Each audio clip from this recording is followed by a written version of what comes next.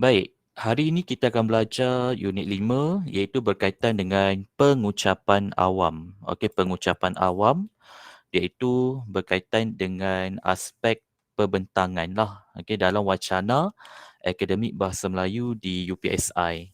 Baik, kalau kita bercerita tentang pengucapan awam, selalunya mindset dalam kepala kita ialah kita akan belajar tentang debat, tentang pidato, tentang sajak, tentang puisi.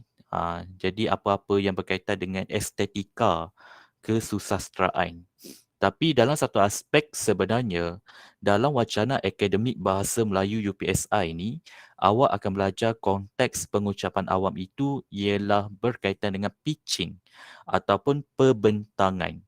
Baik, pada seawal perincian tugasan yang saya nyatakan pada minggu lepas, saya beritahu kepada anda bahawa wacana Akademik Bahasa Melayu ini dia mengajar anda tentang cara-cara nak membuat assignment iaitu menulis. Benar, dalam wacana akademik memang kebanyakan perkara yang anda pelajari ialah daripada aspek ataupun teknik penulisan.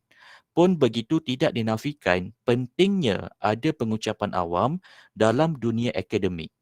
Okey, kenapa? Okey, dalam dunia akademik, bila mana anda telah menjadi ahli akademik iaitu mahasiswa-mahasiswi di universiti, anda perlu menguasai dua kemahiran. Yang pertama ialah kemahiran menulis, yang kedua ialah kemahiran berucap. Sebab kedua-dua aspek ini ialah salah satu cabang komunikasi. Kalau menulis, itu ialah dalam satu aspek komunikasi sehala. Iaitu daripada penyampaian maklumat penulis buku kepada penerima maklumat. Itu daripada aspek dia. Alright, itu ialah daripada aspek komunikasi sehala. Kenapa sehala? Sebab memang berlaku komunikasi penyampaian maklumat daripada penulis buku kepada pembaca. Tapi pembaca dia tidak boleh tanya soalan lah kepada penulis buku. Itu ialah komunikasi sehala. Alright, dan dia ada teknik penulisan dia supaya penyampaian mesej atau maklumat itu sending atau sampai kepada pembaca. Itu ialah komunikasi sehala. Komunikasi kedua yang anda perlu kuasai ialah pengucapan awam, iaitu perbentangan. Perlunya ada perbentangan daripada kita kepada audiens. Ini dinamakan sebagai komunikasi dua hala. Adanya penyampaian maklumat, adanya penerimaan maklumat daripada audiens dan akan timbul soal jawab. Ini dinamakan komunikasi dua hala. Jadi, dalam dunia akademik pada hari ini, anda perlu menguasai dua aspek ini. Iaitu yang pertama ialah menulis ataupun orang kata sebagai penulisan ilmiah ni perlu ada kajian-kajian yang mendasari, ada teori-teori yang dibaca dan dikaji dan penulisan itu perlu dibentangkan. Perlu disampaikan kepada audiens. Sebab kalau awak menulis 100 muka surat sekalipun tesis itu, takkanlah semua orang akan baca 100 muka surat ni. Tak. Orang akan dengar apa sebenarnya simplify daripada 100 muka surat ini daripada hasil perbentangan. Perbentangan itu akan berlaku di mana? Kalau dalam dunia akademik, dianya akan berlaku di dalam seminar-seminar, dalam conference, dalam persidangan. Jadi, apa yang dia kaji, apa yang dia telah tulis, dia akan sampaikan dalam seminar-seminar atau conference-conference yang terlibat. Dan di situlah akan berlakunya percambahan ilmu. Maka tak hairanlah dalam wacana Akademik Bahasa Melayu ni, dia memang akan selitkan ataupun dia akan slot in aspek pengucapan awam supaya anda boleh menguasai prospek pengucapan awam ini dengan baik. Sebab itulah dalam subjek-subjek teras yang lain, dia menuntut anda untuk membentang. Membentang apa yang anda telah tulis daripada assignment-assignment. Lecturer awak selalu suruh awak bentang, right? Okay. Dia bagi satu tajuk, assignment, buat laporan, buat analisis, kemudian bentang berdasarkan kajian atau analisis topik tersebut. Jadi dia akan bagi markah. Itu perkara yang berlaku. Kenapa perkara itu timbul? Sebab itulah proses dalam dunia akademik. Sebab tak semua orang boleh baca 100 atau lebih muka surat sesuatu tesis ataupun artikel. Okay, at least walaupun 10 muka surat sekalipun, awak masih lagi kena simplifykan 10 muka surat itu dengan menggunakan bahasa yang boleh difahami dalam perbentangan. Sebab itulah dalam perbentangan dilarang membaca. Kalau awak baca teks, maka itu bukan pembentangan yang baik. Sebab dalam penulisan, dia adalah komunikasi, betul? Dan dalam aspek komunikasi tulisan, dia sangat rigid dalam aspek penggunaan bahasa. Mesti menggunakan bahasa yang betul, tata bahasa yang tepat. Salah ejaan, maka low lah kualiti penulisan tersebut. Memang rigid. Jadi kalau orang kata komunikasi tulisan dia skema sikit. Berbanding dengan komunikasi lisan, bertutur. Dia banyak menggunakan aspek penyampaian melalui mulut.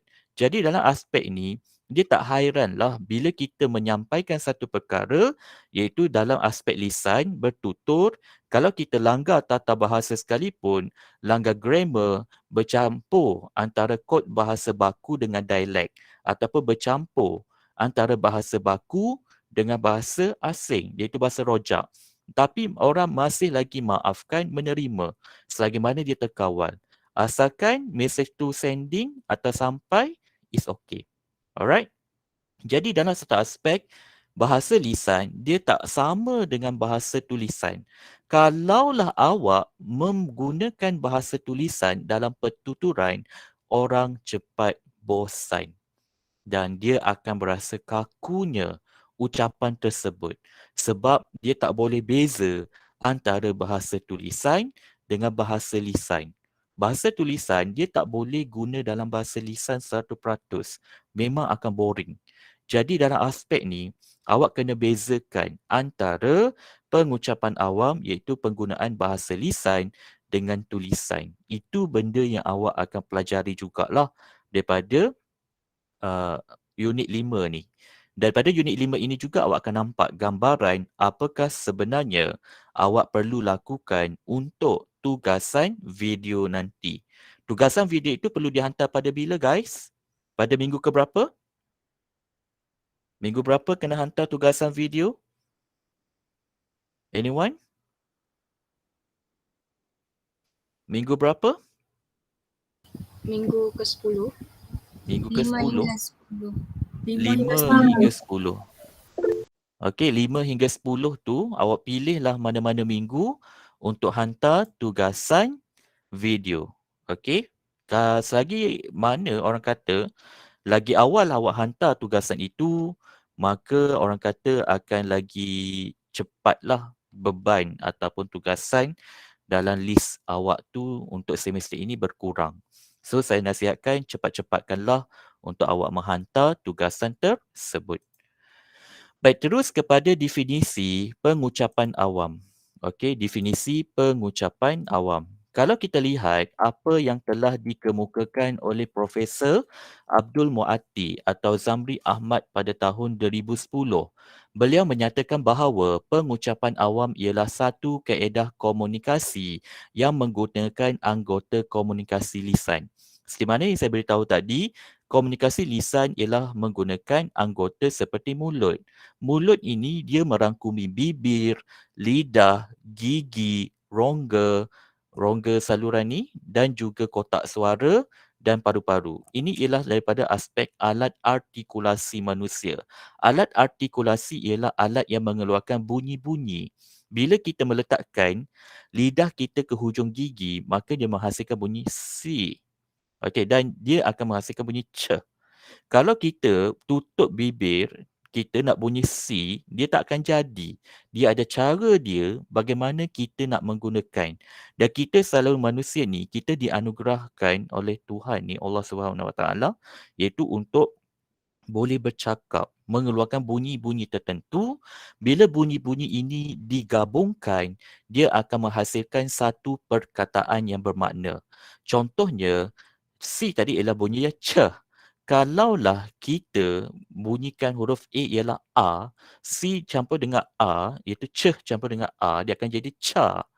Dan kalau kita letak lagi WAN, dia akan jadi cawan. Itu ialah perkataan yang bermaksud anugerah yang memang orang kata bernilai. Jadi bila kita ada mulut, kita kena guna dengan satu keadaan yang baik je lah. Okay, pandai-pandailah jaga mulut. Okay.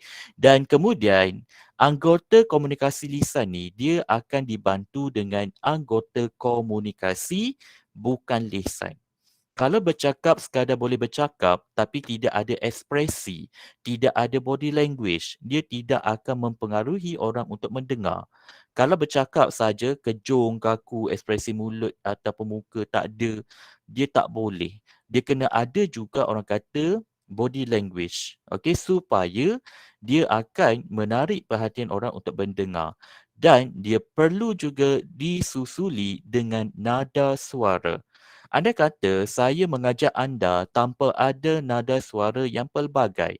Hari ini kita nak belajar tentang pengucapan awam. Pengucapan awam ini penting untuk pelajar supaya pelajar boleh mengharungi satu aspek yang dipanggil sebagai campus life.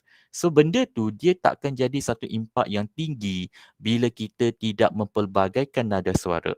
Maknanya pengucapan awam perlu melibatkan 3 komponen yang perlu selari. Yang pertama ialah anggota lisan seperti mulut, kedua ialah anggota bukan lisan seperti body language, ketiga ialah nada suara. Mulut, body language, gerakan bahasa badan dan juga nada suara perlulah seiring, barulah pengucapan awam ini akan menjadi komunikasi yang berkesan.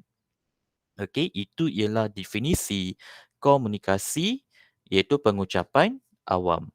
Selesai definisi, kita pergi kepada jenis ucapan. Terdapat 4 jenis ucapan yang perlu anda tahu. Yang pertama ialah ucapan spontan, kedua ialah ucapan yang dihafal, ketiga ialah ucapan yang dibaca, keempat ialah ucapan extemporaneous. Mari kita lihat satu persatu. Baik, yang pertama ialah ucapan spontan. Ucapan spontan dia akan berlaku tanpa persediaan khusus. Maksudnya, bila kita tengok tanpa persediaan khusus, dia tidak ada latihan intensif atau khusus untuk ucapan tersebut. Dia akan berlaku secara tiba-tiba, secara impromptu. Maka ucapan spontan ini, bila mana kita bagi satu topik, maka kupasan perkara itu sudah tentu dia akan berkaitan dengan topik yang diberi. Maka kalaulah topik itu diberi, contohnya pada hari ini saya bagi satu topik kepada awak. Baik, ceritakan saya tentang faktor-faktor masalah pencemaran sungai di Malaysia. Maka awak akan cerita berdasarkan topik tentang pencemaran sungai. Dan ini akan berlaku berdasarkan apakah pengalaman anda yang telah alami berkaitan dengan pencemaran sungai. Ada atau tak? Apakah pengetahuan sedia ada yang ada pada anda berkaitan dengan pencemaran sungai? Dan apa kemahiran sedia ada anda dalam mengendalikan masalah tersebut? Contohnya buat aduan ke ataupun buat laporan ke dan sebagainya. Jadi siapa yang ada orang kata pengalaman, pengetahuan sedia ada atau kemahiran itu adalah satu kelebihan. Okey, dan dalam satu aspek yang lain, kalau dia juga mengkaji secara mendalam sesuatu topik ini, maka dia pun akan mempunyai kewibawaan berucap. Okey, dan dia boleh menggunakan ucapan jenis inilah. Kalau dia betul-betul tahu tentang topik itu, dia ada kelebihan. Contoh, saya bagi satu topik. Ceritakan saya tentang kelebihan-kelebihan tenaga nuklear. Kalaulah pelajar yang dapat topik tersebut ialah pelajar sains, maka dia boleh menceritakan dengan lebih detail. Okey, apa fungsi tenaga nuklear ni kepada manusia dalam perubatan, dalam elektrik, okey, dan dalam satu aspek lagi iaitu dia akan cerita term-term atau istilah berkaitan isotop lah, radioaktif lah, apalah. Tapi kalau topik itu diberi kepada orang bahasa macam saya lah, orang bahasa kan, saya boleh cerita tentang tenaga nuklear tu tapi surface, tidak secara empirical, secara permukaan sahaja, tidak terlalu mendalam. Maka dalam aspek ini, ucapan spontan ini, dia perlulah ada topik-topik yang orang kata kalau boleh biarlah relate atau berkaitan dengan orang tersebut. Kalau kita nak minta dia bagi ucapan spontan sekalipun. Itu benda dia. Yang kedua ialah ucapan yang dihafal. Okey, ucapan yang dihafal. Dan sebelum tu dia juga ada QR code ni. Kalau awak scan guna telefon awak, dia keluarlah video yang berkaitan dengan contoh-contoh ucapan tersebut. Nanti awak boleh kajilah balik apa benda ni secara kendiri. Okey? Baik, selesai ucapan spontan, kita pergi kepada ucapan yang dihafal. Ucapan yang dihafal sudah tentu kita perlu menyediakan teks ucapan yang lengkap terlebih dahulu. Maksudnya dia perlu ada teks, barulah kita boleh hafal.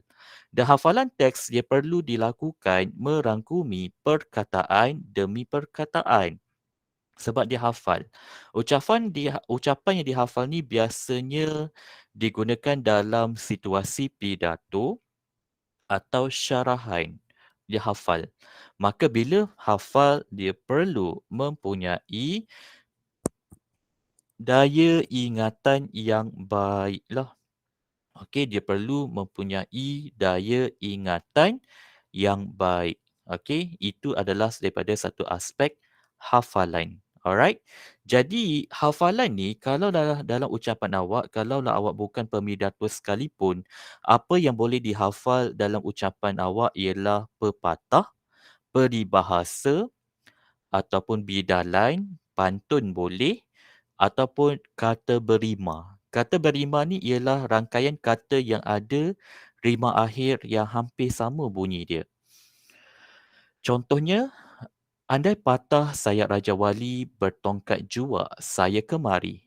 Berdirinya saya di sini bukanlah untuk mencari calon isteri, tetapi untuk menyampaikan hasrat di hati. Apa khabar penutur jati bahasa Melayu pada hari ini? Jadi itu ialah ucapan yang dihafal. Okey, dan dia ada berima. Dan kadang-kadang ada tendensi ataupun kecenderungan pelajar untuk meniru role model. Contohnya dia cari pemidato-pemidato ke syarahan-syarahan yang hebat dalam YouTube dan dia ambil perkataan-perkataan tersebut. Macam tadilah, andai patah sayap Raja Wali bertongkat jua saya kemari. Itu ialah rima yang saya ambil daripada pemidato negara daripada YouTube. Tapi berhati-hati bila kita nak ambil role model, kita nak tiru dia sebagai model alternatif, berhati-hati tengok situasi sebab pernah kalau saya jadi juri pidato, saya dengarlah peserta pertama dia guna term macam ni. So saya okey lagi lah, andai patah saya Raja Wali, bertongkat jua saya kemari. Pembuka kata. Okeylah saya terima. Tapi peserta ketiga guna perkataan sama. Andai patah sayap Raja Wali bertongkat jua saya kemari. Kemudian peserta tujuh guna ayat yang sama. Andai patah sayap Raja Wali. So dia akan jadi klise. Sampai satu tahap ada peserta lain dia tukar. Andai patah sayap Kasawari. Kau dah kenapa kan sayap kau sawari kan. Jadi dalam aspek ni berhati-hati bila kita nak tiru ataupun nak guna ayat-ayat orang lain. Tengok juga ada orang guna ke tak. Kalau nak elak klise, situasi klise macam ni adalah lebih baik awak orang kata sebagai cuba menggarapkan idea awak sendiri dalam berucap. Itu lebih baiklah. Okey, dalam ucapan hafalan. Itu akan lebih menarik. Baik, selesai ucapan hafalan, kita pergi kepada ucapan bacaan yang dibaca. Ucapan ini, walaupun saya tidaklah menggalakkan anda untuk membaca, tetapi tidak dinafikan juga bahawa perlunya aspek bacaan. Ucapan pembacaan ini, dia perlu dilakukan melalui pembacaan teks atau manuskrip. Kenapa perlu baca? Sebab sekiranya dia melibatkan fakta atau data yang amat penting. Contoh fakta ialah laporan peristiwa. Okey, contohnya fakta tu contoh dalam satu berita breaking news. Okey, berita yang tiba-tiba berlaku. berita tergempar. Jadi kadang-kadang dia perlu baca juga fakta tu. Okey, walaupun tergempar tapi dia kena usahakan juga. Alright. Dan dalam satu aspek lain contohnya ialah data. Data yang melibatkan angka-angka yang empirical.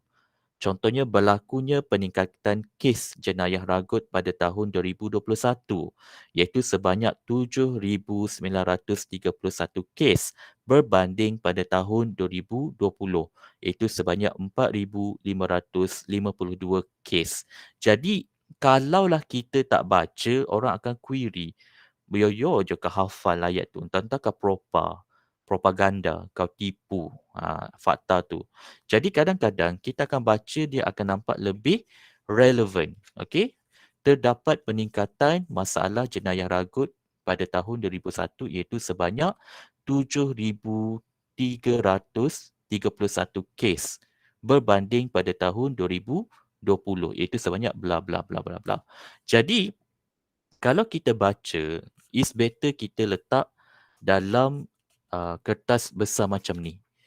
Okey, dan kertas ni awak letaklah dalam, bukan dalam, atas tapak tangan awak dan baca. It's much better instead of you bring kertas. Okey, awak bawa kertas yang besar dan awak pun baca kertas tersebut lah. Jadi, bila bawa kertas, dia macam mengganggu dan dia susah sikit lah untuk kita belek. Tapi kalau awak guna kertas yang kecil macam ni, awak akan tulis poin penting saja dan numberingkan dia. Nomborkan dia. 1. Dah cakap ni letak 2, 3, 4. Itu lebih baik dan menunjukkan kita tak terlalu bergantung pada teks semata-mata. Kenapa? Sebab kalau kita terlalu bergantung kepada teks, dia akan menjadi agak kaku. Especially sekiranya mata pengucap ni, dia banyak tertumpu pada teks semata-mata lah. Kalau kita terlalu bergantung pada teks dan kita tengok teks semata-mata, maka dia akan menjadi ucapan yang agak kaku. Okay, so kalau boleh, elakkanlah daripada aspek tersebut. Baik, itu ialah ucapan yang dibaca. Ucapan yang terakhir ialah ucapan extemporaneous. Baik, ejaan ucapan extemporaneous ialah beginilah. Extemporaneous. Extemporaneous. Okey.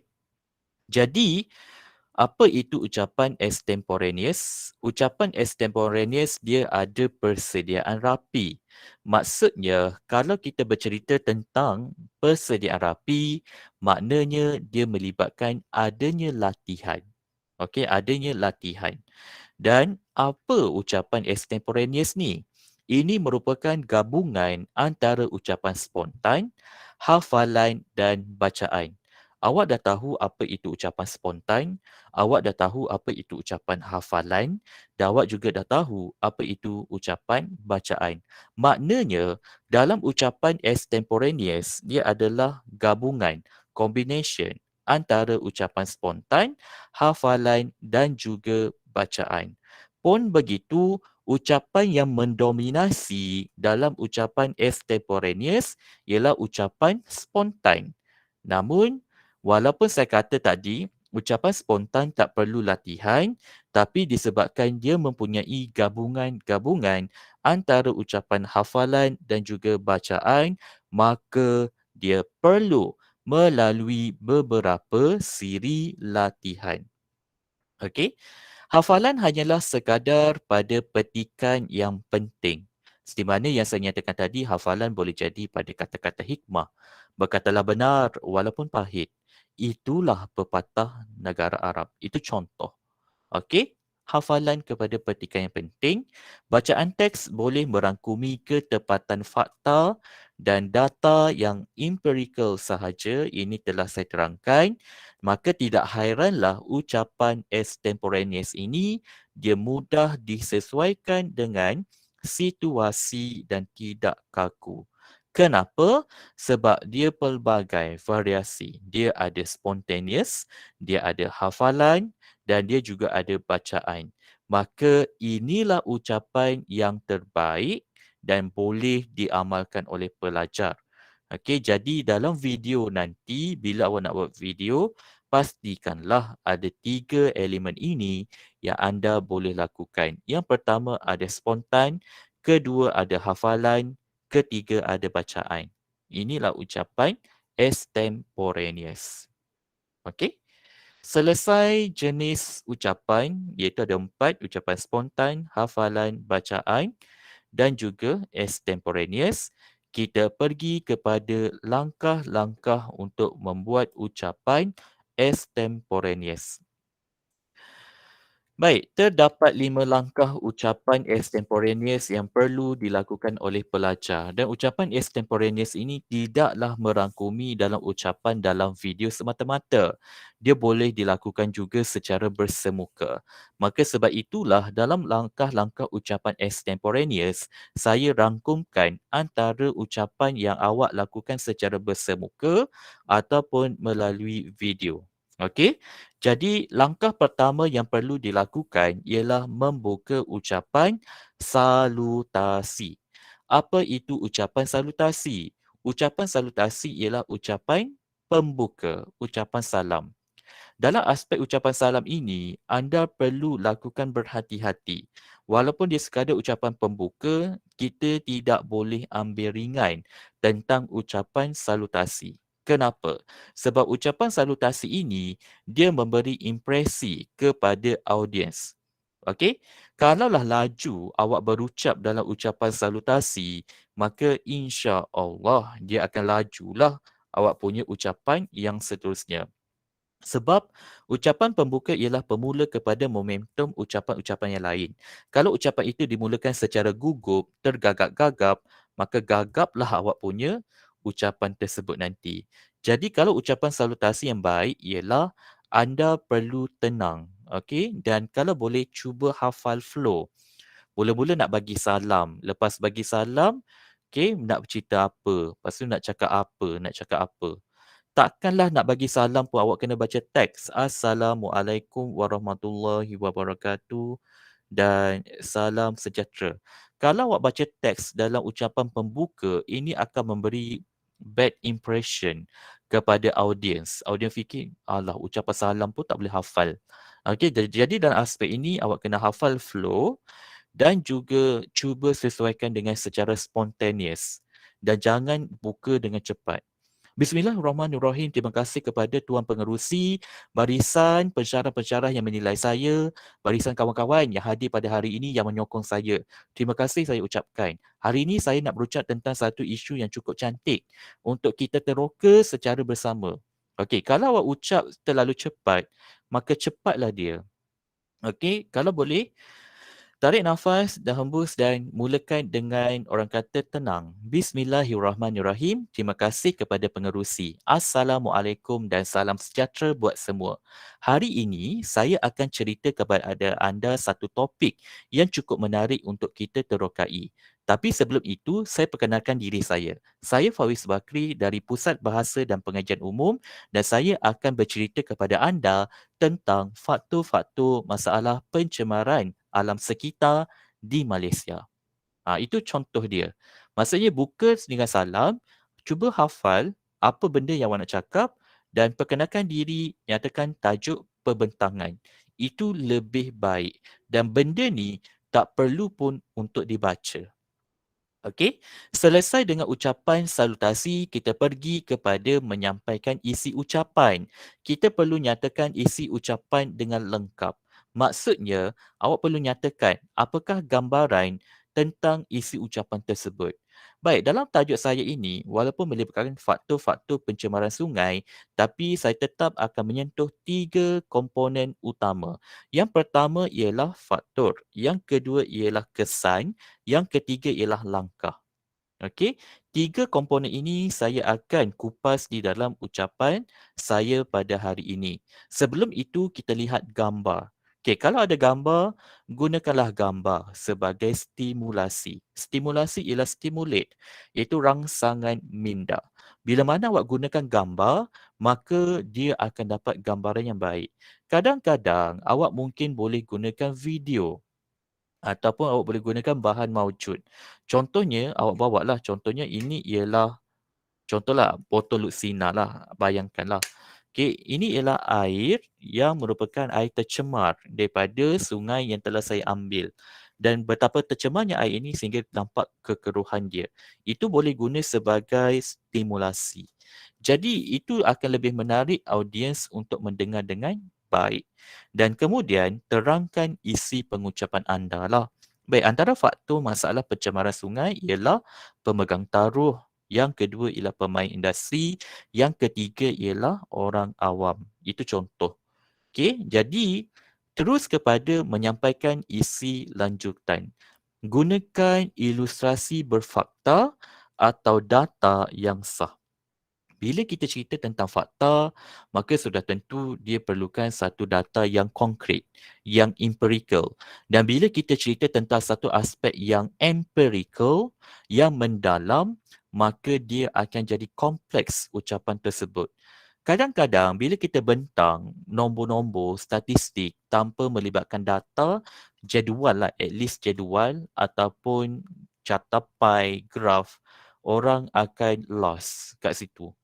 Sebab tu kadang-kadang bila kita berucap panjang-panjang atau kita tulis panjang-panjang, orang akan tanya, panjang sangatlah, boleh lukis tak? Okey. Sebab infografik ini penting supaya dia boleh nampak. Contohnya awak buat jadual, terdapat 3 faktor utama masalah pencemaran sungai di Malaysia. Yang pertama ialah pemegang taruh, kedua ialah pemain industri, ketiga ialah orang awam. Pemegang taruh ini merangkumi kerajaan dan juga bukan kerajaan, NGO. Pemain industri ialah pengilang, manakala orang awam ialah masyarakat. Jadi awak buat jadual ataupun carta alih so that orang boleh nampak, oh ada 3 komponen. Okey, pemegang taruh, pemain industri, orang awam. Pemegang taruh tu pula pecah lagi 2, kerajaan dan NGO. Okey, pemain industri, pengilang. Orang awam, masyarakat. So that itu akan lebih jelas. Kalau nak cerita pasal nombor, gunakan catapai atau graf. Jadi bila dah guna aspek ini, kalau buat secara bersemuka ataupun live, okey, live face Google Meet ke, biasanya dalam seminar orang akan buka kamera. So cuba perhatikan responsif penonton. Kalau penonton itu memberi responsif yang positif, maksudnya perkara itu difahami. Kalaulah nampak dia tu macam krik-krik sikit, macam pelik kan. Cuba baca karakter hadirin. Adakah konten yang awak sampai itu adalah sesuai dengan usia ataupun aras pemikiran mereka? Itu benda-benda dia. Kalaulah awak nampak, oh rupanya aku cerita ni kat budak sekolah menengah rendah. Jadi mungkin kena turunkan aras sedikit lah dalam aspek penyampaian.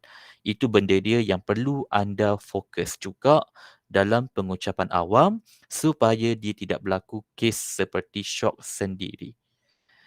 Kemudian jawab soalan penonton. Okey, dalam aspek ini cuba buka ruang kepada penonton untuk bertanya soalan. Tapi kalau dalam aspek rakaman video, memang tak ada soal jawab lah. Okey, awak tanya, awak jawab pelik. Jadi dalam aspek ini, dalam aspek bersemuka ataupun live Google Meet, okey, ataupun Zoom ataupun Webex terpulang, cuba buka ruang kepada penonton untuk bertanya soalan. Bagi statement. Baik, dalam ucapan saya ni, saya boleh interrupt. Okey, saya boleh diganggu. Kalau awak nak bertanya soalan ataupun wujud pertanyaan, boleh saja tanya saya. Boleh bagi statement begitu. Ataupun awak boleh bagi statement, baik, dalam ucapan ni kita akan ada sesi Q&A, soal jawab.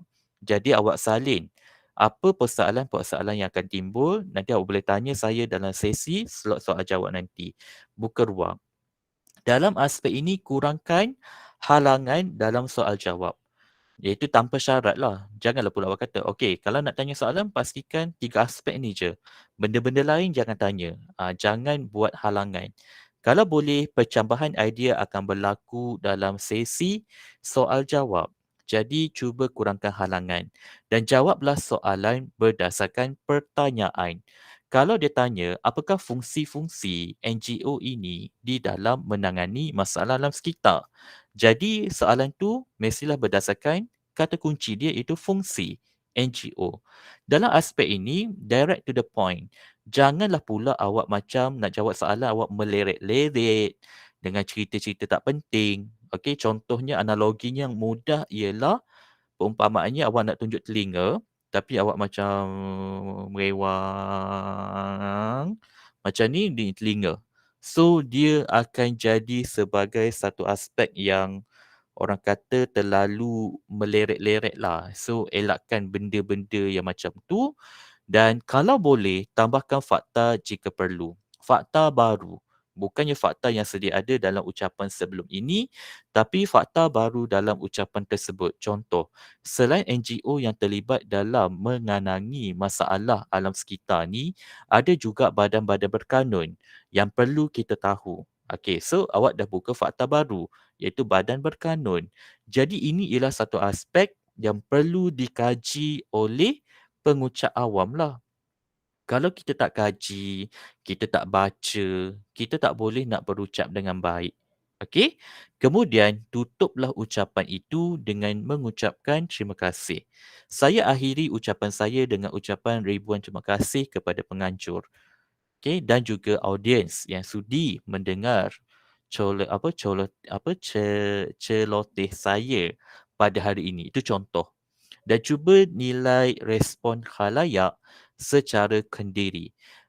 Biasanya kalau awak dengar penceramah profesional yang datang untuk memberi ceramah atau motivasi ni, biasanya dia akan bagi satu handout lah. Dan handout tu dia bagi kepada awak dan dia akan orang kata sebagai borang-borang survey. Jadi borang survey ni dia akan survey dan kemudian dalam satu aspek dia akan tanda lah. Okay, adakah ceramah ini baik? Tanda 5 kalau setuju, tanda 1 kalau tak setuju. Sebab apa tanda 1? Okay, so itu benda-benda yang dia akan kumpul dan dia akan analisis dan apakah perkara yang dia akan tambah baik berdasarkan respon khalayak secara kendiri. Baik, selesai langkah-langkah ucapan extemporaneous, kita pergi kepada strategi pengucapan extemporaneous. Baik, sebelum pergi kepada strategi pengucapan extemporaneous, ada soalan nak tanya. Ada soalan? Faham? Jelas? Jelas. Jelas Okey.